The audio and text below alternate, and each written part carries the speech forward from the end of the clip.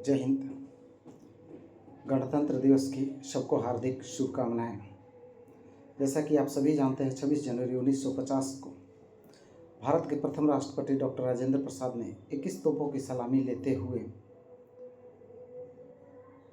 गणतंत्र दिवस के दिन ध्वजारोहण किया था। तभी से हर वर्ष 26 जनवरी 1950 को हम गणतंत्र दिवस मनाते आ रहे हैं। हम स्वतंत्र तो हो गए अगस्त 1947 में ही, लेकिन हमारा अपना तंत्र नहीं था। सही मायने में देखें तो हम उस समय अपनी आज़ादी हो गई थी केवल अंग्रेज़ों के चंगुल से, लेकिन हमारा देश उन्हीं के द्वारा विकसित किए हुए तंत्र से चल रहा था।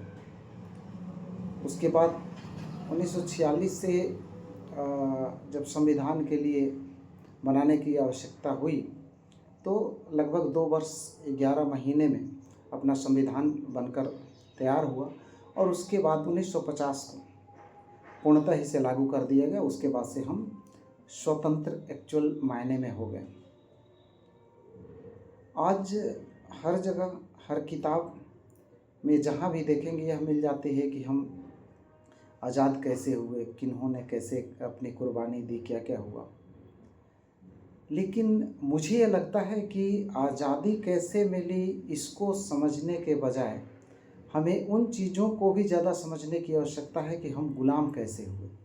यदि हम इस पर फोकस करेंगे कि हम गुलाम कैसे हुए और उन चीज़ों को अपने जीवन से हटाएंगे तो शायद हमारे यह आज़ादी कुछ दिनों तक टिके रहेगी या बहुत दिनों तक लंबी रह सकती है।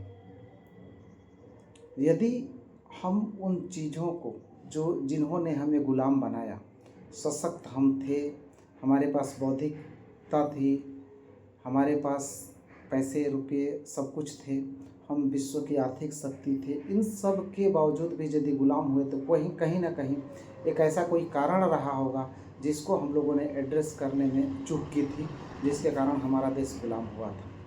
आज के दिन मैं आप सबसे यही आग्रह करूंगा कि उन चीज़ों को देखें जिन चीज़ों ने हमें गुलाम किया और उस पर कार्य करने की ज़्यादा आवश्यकता है, और जिन्होंने हमें आज़ादी दिलाई उन नायकों को भी याद करें, उनके और उनके परिवारों का पूरा सम्मान करें। यही उनके लिए एक श्रद्धांजलि होगी, और जिन्होंने इस तिरंगे झंडे को आकाश में लहराया उनके लिए एक सच्ची श्रद्धांजलि होगी। जय हिंद।